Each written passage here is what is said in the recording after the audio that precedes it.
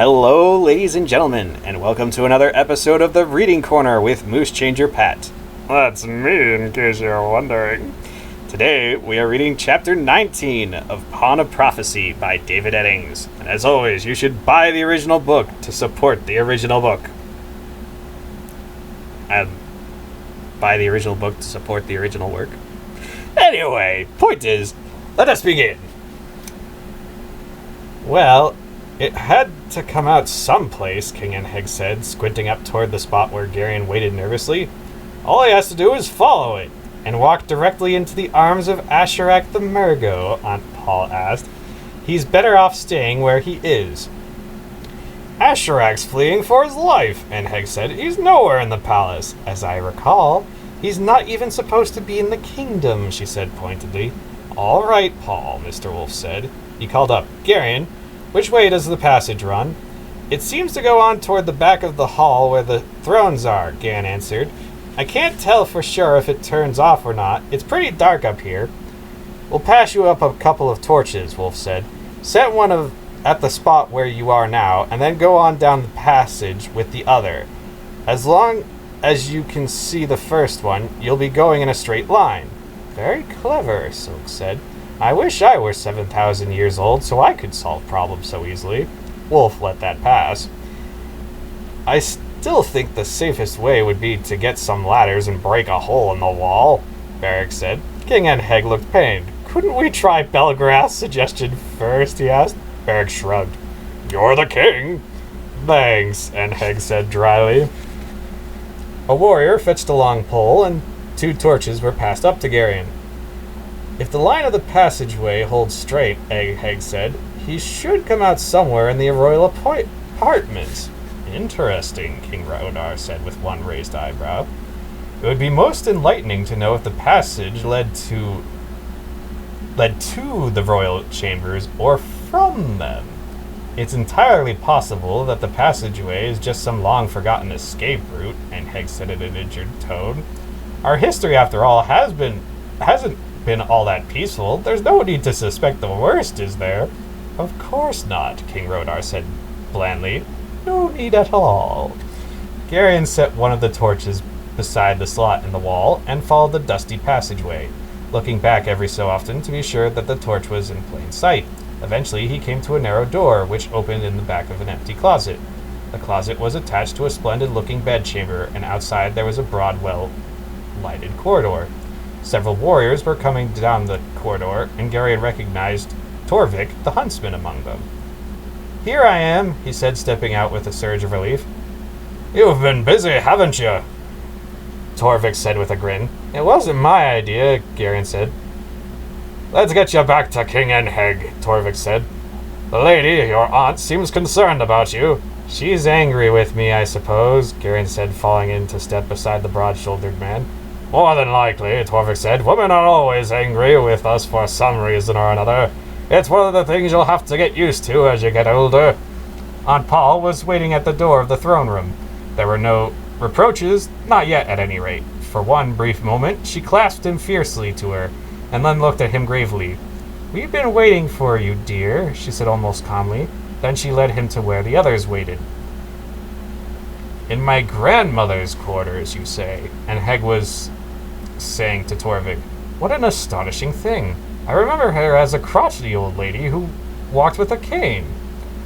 No one's born old, King Raodar said with a sly look. I'm sure there are many explanations, Enheg, Queen Peren said. My husband's just teasing you.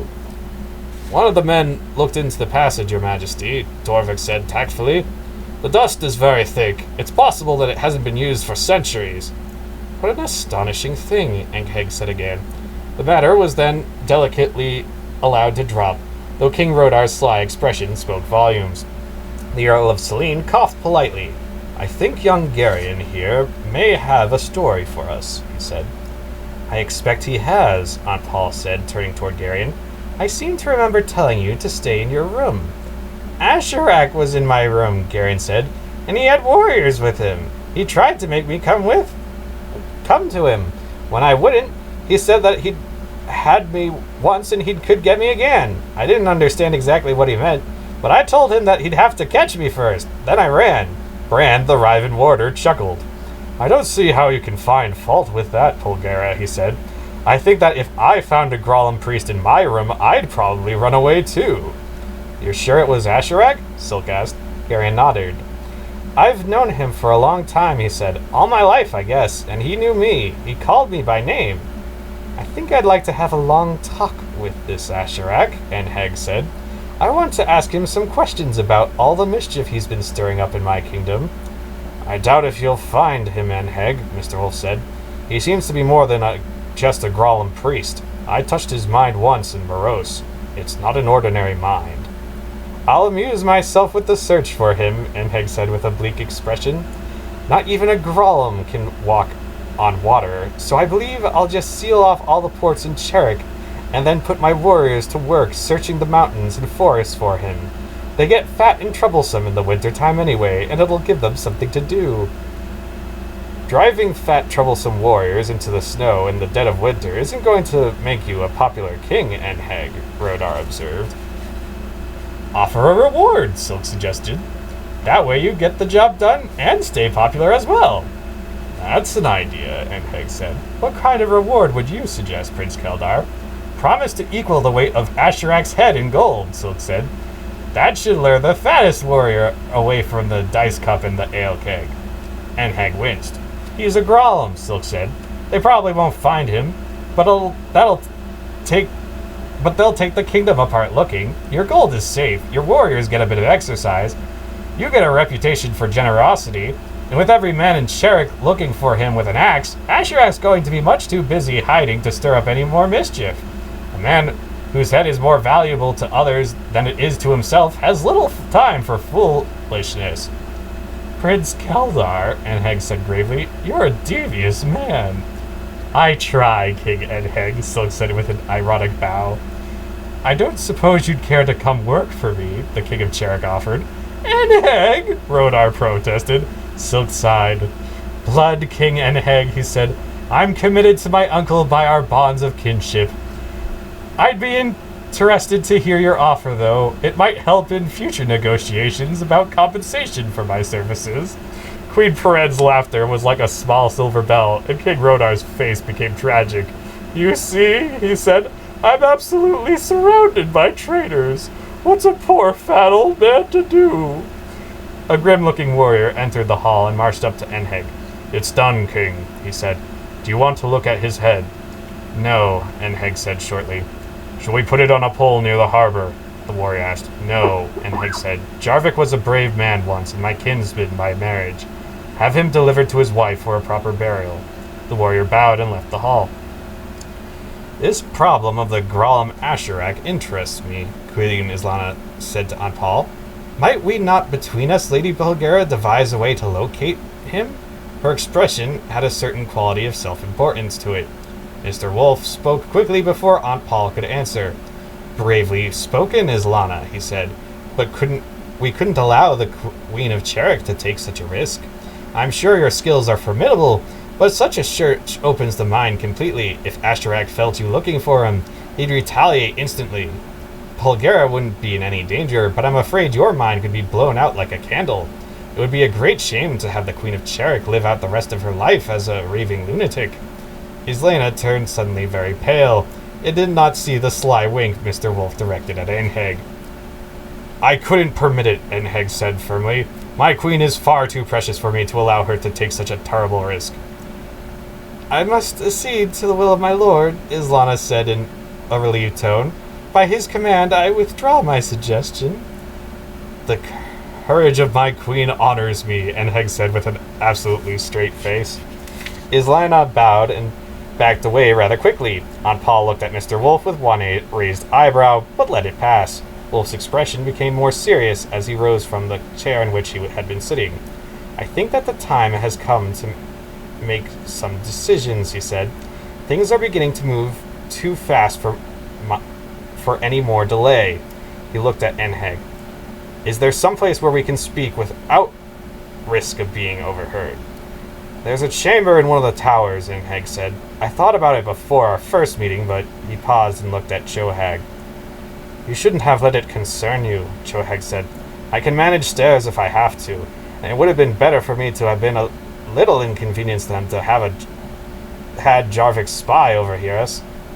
I'll stay with Garion, Dernick said to Anpal. Anpal shook her head firmly. No, she said. As long as Asherak is on the loose in Cherik, I don't want him out of my sight.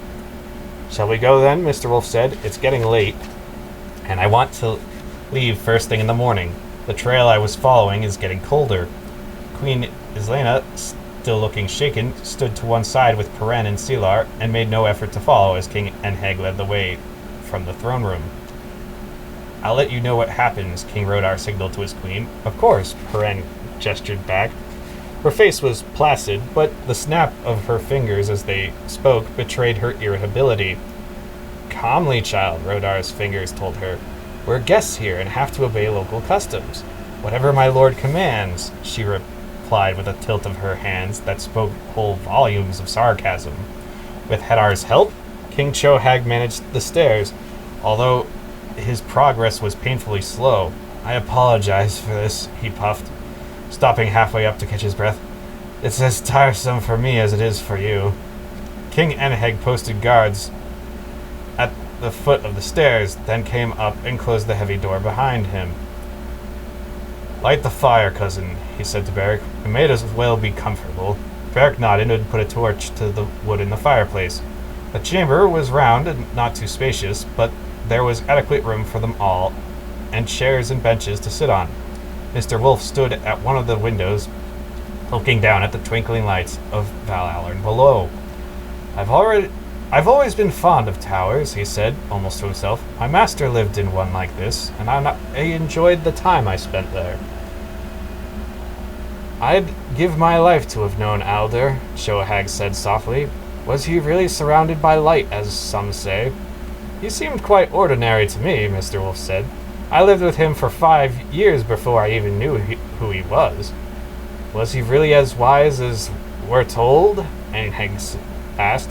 Probably wiser, Wolf said. I was a wild and errant boy when he found me dying in a snowstorm outside his tower. He managed to tame me, though it took him several hundred years to do it. He turned back from the window with a deep sigh. To work, then, he said. Where will you go to take up the search? King Furlick asked. Kamar, Wolf said. I found the trail there. I think it led down into Erendia. We'll send warriors with you, Enheg said. After what's happened here, it looks like Grolms may try to stop you. No, Wolf said firmly. Warriors are useless in dealing with Grolms. I can't move with an army underfoot, and I won't have time to explain to the King of Erendia why I'm invading his kingdom with a horde of troops at my back. It takes even longer to explain things to Arens than it does to Alorns, impossible as that sounds. Don't be uncivil, Father, Anpal said. It's their world too, and they're concerned.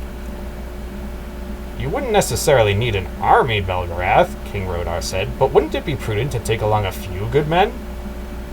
There's very little that Pulgera and I can't deal with by ourselves, Wolf said, and Silk, Beric, and Dernick are along to deal with more mundane problems. The smaller our group, the less attention we'll attract. He turned to Chohag. As long as we're on the subject, though, I'd like to have your son Hedar with us.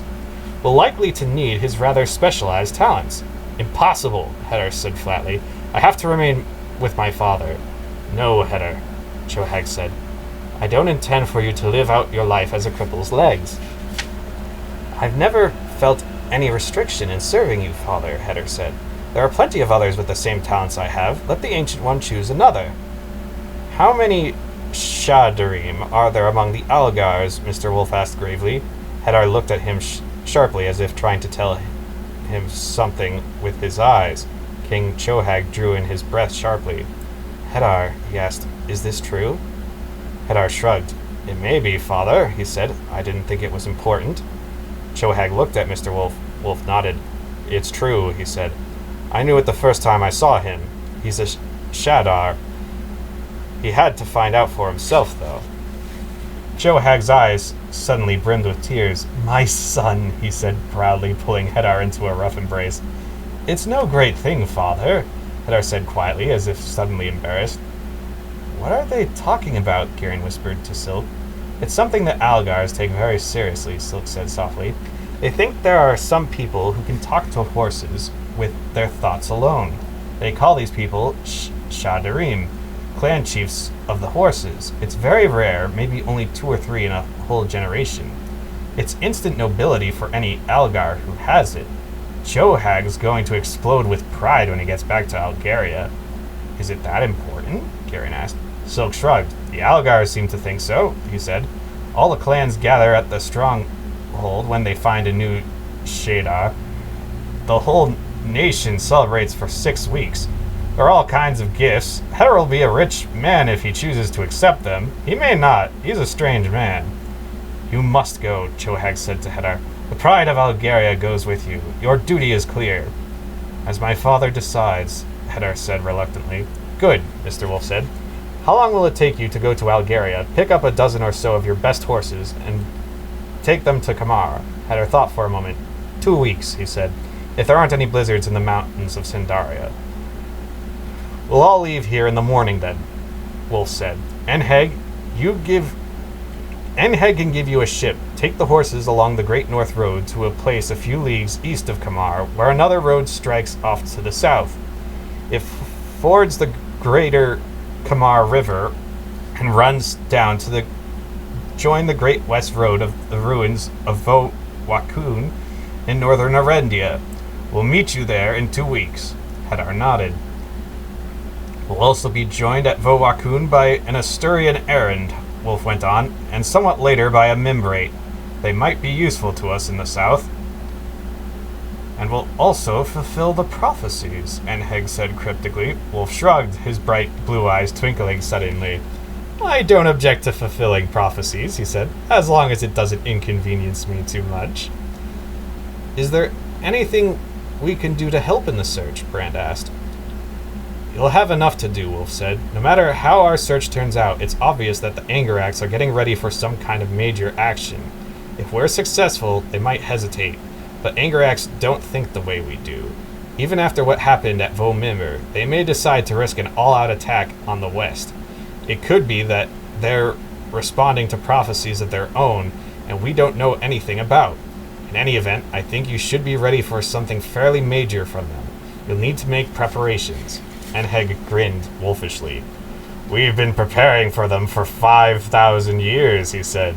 This time, we'll purge the whole world of this Angarak infection. When Torak One-Eye awakes, he'll find himself as alone as Mera and just as powerless. Maybe, Mr. Wolf said, but don't plan the victory celebration until the war is over. Make your preparations quietly, and don't stir up the people in your kingdoms any more than you have to. The west is crawling with Grolums, and they're watching everything we do. The trail I'll be following could lead me into Cathal Murgos, and I'd rather not have to deal with an army of Murgos massed on the border. I can play the watching game too, King Rodar said with a grim look on his plump face. Probably even better than the Grolums. It's time to send a few more caravans to the east. The Angarax won't move without help from the east, and the Malorians will have to cross over into Garog Nadrak before they deploy south. A bribe or two here and there, a few barrels of strong ale in the right mining camps. Who knows what a bit of belligerent corruption might turn up. A chance word or two could give us several months warning. If they're planning anything major, the Thulls will be building supply dumps along the eastern escarpment, Chohag said. Thulls aren't bright, and it's easy to observe them without being seen. I'll increase my patrols along these mountains. With a little luck, we might be able to anticipate their invasion route. Is there anything else we can do to help you, Belgarath? Mr. Wolf thought for a moment. Suddenly, he grinned. I'm certain that our thief is listening very hard, waiting for one of us to speak his name, or the name of the thing he stole. Sooner or later, someone's bound to make a slip, and once he locates us, he'll be able to hear every word we say. Instead of trying to gag ourselves, I think it might be better to give him something to listen to. If you can arrange it, I'd like to have every minstrel and storyteller in the north start retelling certain old stories. You know the ones. When those names start sounding in every village marketplace north of the Kamar River, it'll set up a roaring in his ears like a thunderstorm. If nothing else, it'll give us freedom to speak. In time, he'll get tired of it and stop listening. It's getting late, Father, Aunt Paul reminded him. Wolf nodded. We're playing a deadly game, he told them all, but our enemies are playing one just as deadly. Their danger's as great as ours, and right now no one can predict what will finally happen. Make your preparations and send out men you can trust to keep watch. Be patient and don't do anything rash. That could be more dangerous than anything else right now. At the moment, Polgara and I are the only ones who can act. You're going to have to trust us. I know that sometimes some of the things we've done have seemed a bit strange, but there are reasons for what we do. Please don't interfere again. I'll get word to you now and then about our progress. If I need you to do anything else, I'll let you know, all right? The kings nodded gravely, and everyone rose to his feet. Enheg stepped over to Mr. Wolf. Could you come to my study in an hour or so, Belgarath, he said quietly. I'd like to have a few words with you and Polgara before your departure. If you wish, Enheg, Mr. Wolf said. Come along, Garion, Aunt Paul said. We have packing to take care of. Garion, a little awed by the solemnity of the discussions, rose quietly and followed her to the door.